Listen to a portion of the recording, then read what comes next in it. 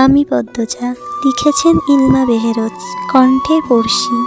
আমি পদ্মজা, পর্বতীরা আসি। এখন যে দুপুর তা বোঝার সাধ্য নেই। ঘন কুয়াশার চাদর মুড়ি দিয়ে পৃথিবী ঘুমিয়ে আছে। সকাল থেকে সূর্যের দেখা নাই। কুয়াশা তার গভীর মায়াজালে সূর্যকে লুকিয়ে রেখেছে। পূর্ণা আলোক ঘরের বারান্দায় বসে কাঁদছে। তার পাশে বসে আছে প্রান্ত। প্রান্ত পূর্ণাকে নিয়ে যেতে এসেছে, কিন্তু পূর্ণার কোনো হুঁশ নেই। সে কেঁদেই চলেছে। মগা আলোক ঘরে ঘুমাচ্ছে। নাক দিয়ে বের হচ্ছে বিদঘুটে শব্দ। সেই শব্দে প্রান্ত বিরক্ত। সে 2 আঙুল কানে ঢুকিয়ে চুপচাপ বসে রইল। পূর্ণা হাঁটুর উপর থুতনি রেখে সুপারি গাছগুলোর দিকে তাকিয়ে আছে। তার চোখ বেয়ে টুপটুপ বৃষ্টি বর্ষণ হচ্ছে। বুকের জ্বালা পোড়া সহ্য করতে পারছে না। মৃদুলের শেষ কথাগুলো তার শরীরের প্রতিটি পশমকে পুড়িয়ে দিয়েছে। এ ব্যথা সে কোথায় লুকোবে? মনের মণিকোঠায় যত্নে রাখা ভালোবাসার মুখের তিক্ত কথা কি সহ্য করা যায়? পূর্ণা নিচের ঠোঁট কামড়ে ধরে। বুকের ভেতর তুফান বয়ে যাচ্ছে। লণ্ডভণ্ড করে দিচ্ছে ফুসফুস, কিডনি, মস্তিষ্ক, সর্বাঙ্গ। পূর্ণার হেসকি ওঠে। প্রান্ত চেয়ারে বসে পূর্ণার সামনে এসে দাঁড়ালো। উৎকণ্ঠিত হয়ে বললেন, আপা। পূর্ণা তার ডাগর ডাগর চোখ দুটি মেলে প্রান্তর দিকে তাকায়। চোখের দৃষ্টিতে দুঃখের মহাসাগর। পূর্ণা প্রান্তকে শক্ত করে জড়িয়ে ধরে হাউমাউ করে কেঁদে উঠল। ভাই, আল্লাহ আমাদের থেকেই কেন সব কিছু ছিনিয়ে নেন? প্রান্ত পূর্ণার কথার মানে বুঝল না, কিন্তু পূর্ণার কান্না তার হৃদয়ে ছুঁয়ে যায়। সে পূর্ণার মাথায় হাত বুলিয়ে দিয়ে বলল, আল্লাহ সব ঠিক করে দিবেন আপা। বড় আপা বলে যা হয় সব ভালোর জন্য হয়। পূর্ণার কান্নার দমকে কিশোর প্রান্ত কেঁপে কেঁপে ওঠে। আলোক ঘরের ডান পাশে রিদওয়ান দাঁড়িয়ে আছে। মৃদুল অন্দরমহলে আছে ভেবে সে পালতাল ঘর থেকে সোজা আলোক ঘরে এসেছে। কিন্তু এসে দেখে এখানে পূর্ণা হাউমাউ করে কাঁদছে। ব্যাপারটা কি? রিদওয়ান আলোক ঘরে আর গেল না। কলপারে রিনুকে দেখা যায়। রিদওয়ান চারপাশ দেখতে দেখতে কলপারে আসে। রিনু রিদওয়ানকে দেখে ভয়ে জমে যায়। রিদওয়ান নানা অজুহাতে রিনুর গায়ে হাত দেয়। রিনুর ভালো লাগে না, ভয়ে কিছু বলতেও পারে না। সে এতিম, ছোট থেকে এই বাড়িতে বড় হয়েছে।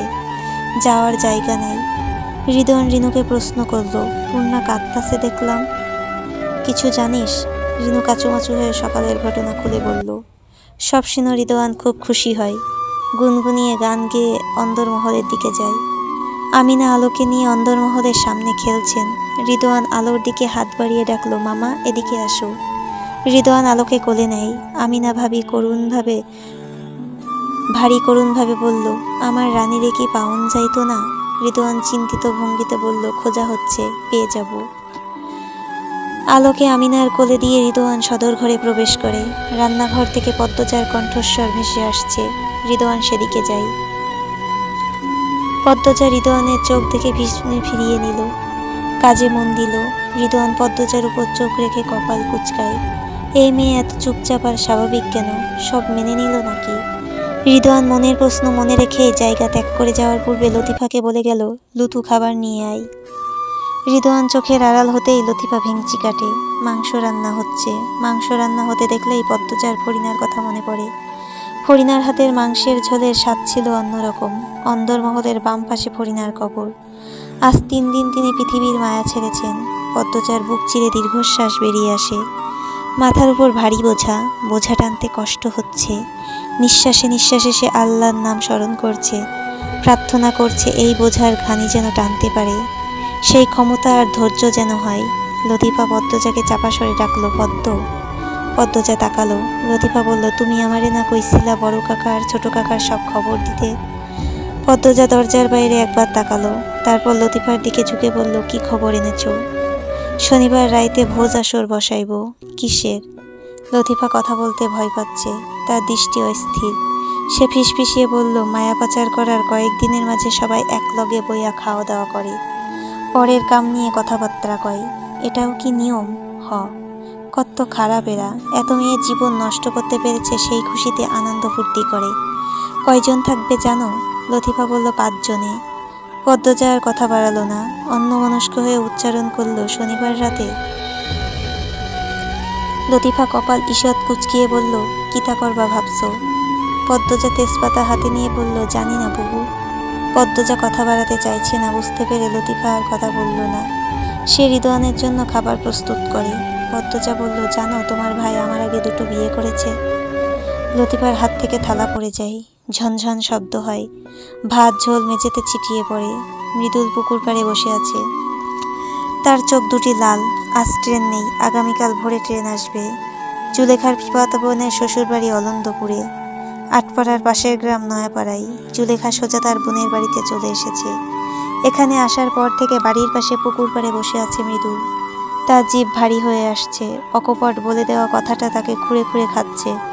পূর্ণার কান্না মাখা চোখ দুটি বারবার ভেসে উঠছে চোখের সামনে। বুকে রক্তক্ষরণ হচ্ছে, দুশ্চিন্তায় দপদপ করছে মাথার রগ। কান্নারা গলায় এসে আটকে আছে। রাগের বশে সে জীবনে অনেক ভুল করেছে, কিন্তু এইবারের ভুলটা আত্মার উপর আঘাত হানছে। নিজের কথা দ্বারা নিজেই কষ্ট পাচ্ছে। জুলেখা বেনু মৃদুলকে খুঁজে পুকুর পাড়ে আসেন। তিনি মৃদুলের ওপর বেজায় খুশি। মৃদুলকে বললেন, আব্বা খাইতে আসো। মৃদুল দুর্বল গলায় বলল, পরে খামু, যান আপনি।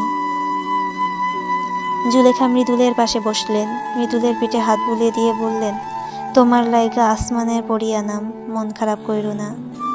লাগবো না আমার আসমানের পরি। মৃদুলের কণ্ঠস্বর কঠিন হওয়াতে জুলেখা বানুর হাসি মিলিয়ে যায়। তিনি বললেন, দেহ আব্বা, তুমি চাইছো আর পাও নাই এমন কিছু আছে? এই সেরি কালা, সেরির বইনেরও চরিত্র ভালো না। চুপ করেন আম্মা, আল্লাহর দোহাই লাগে চুপ করেন। আপনি কি কারে কইতাছেন? পদ্মজা ভাবির নখের যোগ্যও কোনো নারী নয়, আর আপনি তার চরিত্রের অপবাদ দিতেছেন। মৃদুল চিৎকার করে কথাগুলো বলল। মৃদুলের চিৎকার শুনে জুলেখার বোনের শাশুড়ি পুকুর পাড়ে উকি দেয়। সেদিকে তাকিয়ে জুলেখার লজ্জা হয়, মাথা হেঁট হয়ে যায়। তিনি রাগে চাপা স্বরে বললেন, আমি কইতাছি না গ্রামের মানুষ কইছে, ওই সেরির শ্বশুরেও কইছে, এরা মিছা কইছে? হ কইছে। আমি লিখেন ভাইরেও চিনি, পদ্মজা ভাবিরেও চিনি। এই দেশের নামি দামি একজন অভিনেতা কেন অন্য বাড়ির বউয়ের সাথে লুকিয়ে সম্পর্ক রাখবো আম্মা?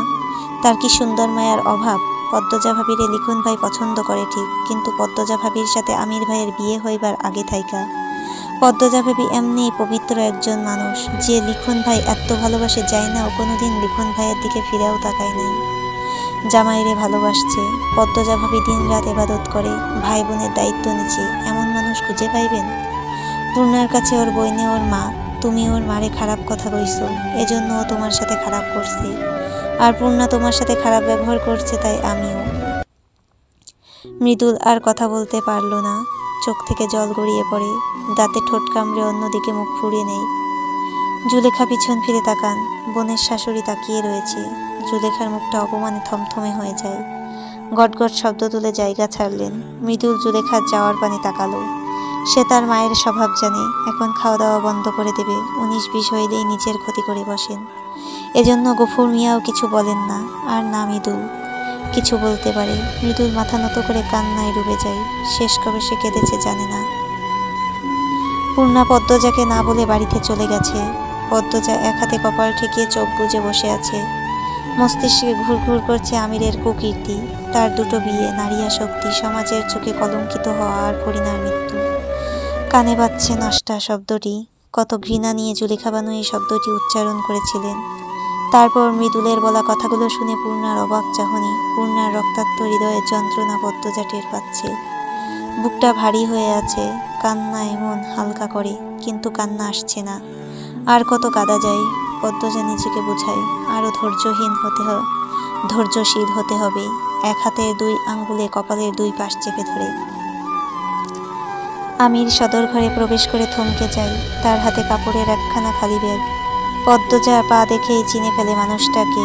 সে মুখ তুলে তাকালো না। সেকেন্ড কয়েক আমির থম মেরে দাঁড়িয়ে রইল। তারপর পদ্মজার পাশ কেটে দ্বিতীয় তলায় উঠে গেল। পদ্মজা অনুভব করে তার অনুভূতিটা পাল্টে যাচ্ছে, চঞ্চল হয়ে উঠছে। আমির ঘরে প্রবেশ করে দ্রুত আলমারি খুলল। একবার দরজার দিকে তাকালো, তারপর কাগজে মোড়ানো একটা বস্তু দ্রুত ব্যাগে ঢুকিয়ে নিল। যখন আলমারি লাগাতে যাবে, একটা খাম মেঝেতে পড়ে। খামের উপরে লেখাটা আমিরের চেনা চেনা মনে হয়, তাই সে পদ্মজার অনুমতি ছাড়া এই খামের ভেতরের থেকে চিঠি বের করলো। চিঠির লেখাগুলো দেখে শতভাগ নিশ্চিত হয়ে যায় এটা আলমগীরের চিঠি। আমিরের ভুরু দুটি বেঁকে গেল। সে উৎকণ্ঠা নিয়ে প্রতিটি লাইন পড়ল। প্রতিটি শব্দ তার মগজে আঘাত হানে। আতঙ্কে গায়ের পশম দাঁড়িয়ে যায়। নিজের অজান্তে এক কদম পিছিয়ে আসে। আলমগীরের খামের ভেতরের পৃষ্ঠায় কিছু লেখার অভ্যাস রয়েছে। আমির খাম ছিল, তার ধারণা ঠিক, সাদা খামের ভেতরের পৃষ্ঠায় আলমগীরের বর্তমান ঠিকানা ও পাতাল ঘরের সঠিক অবস্থানের কথা লেখা আছে। আমির আলমগীরের ঠিকানাটা মুখস্থ করার চেষ্টা করলো, কিন্তু মুখস্থ হচ্ছে না। ভেতরটা কাঁপছে। পদ্মজা দরজার সামনে এসে দাঁড়ায়। আমির পদ্মজার উপস্থিতি টের পেয়ে হাতের খাম ও চিঠিগুলো বিছানার উপর রেখে কাপড়ের ব্যাগটা হাতে তুলে নিল। তারপর পদ্মজার দিকে তাকালো, চাহনি যেন মৃদু। পদ্মজা কয়েক পা এগিয়ে এলো। আমির অপলক চোখে তাকিয়ে আছে। পদ্মজা রয়ে শয়ে প্রশ্ন করল, আর কিছু জানার আছে? আমির নির্বিকার, তার মুখে রা নেই। পদ্মজা বিছানা থেকে একটা চিরকুট হাতে নিল, বলল, আপনার দুই বউয়ের নাম কি ছিল? আমির বলল, শারমিন, মেহুল। পদ্মজার ঠোঁট দুটো কেঁপে ওঠে। আমির পাথরের মতো দাঁড়িয়ে আছে, চোখের পলকও পড়ছে না। পদ্মজা ঢোক গিলে বলল, আমরা যে ঘরে একসঙ্গে থেকেছি তারাও কি সেই ঘরে আপনার সঙ্গে থেকেছে? না, অন্য বাড়িতে। তাহলে সব সত্য? মিথ্যা বলে যদি তোমাকে আরও একবার পাওয়া যেত আমি মিথ্যা বলতাম। আমিরের সরল গলা। পদ্মজার নাকের পাটা ফুলে যায়। আমিরের সাথে কথা বললে তার এত কান্না পাই কেন? আমির বলল, আসি। পদ্মজা শ্বাসরুদ্ধকর কণ্ঠে বলল, কেন? আমির থামল। পদ্মজা কান্না করে দিল। সে কিছুতেই নিজেকে নিয়ন্ত্রণ করতে পারছে না। আমির বলল, আমাকে কান্না দেখাতে দাঁড় করালে? পদ্মজা জল ভরা আগুন চোখে আমিরের দিকে তাকাই, কিরমির করে বলল, নরপশু আপনি। এতগুলো মেয়ের ভালোবাসা নিয়ে খেলেছেন। আমি নির্বাক।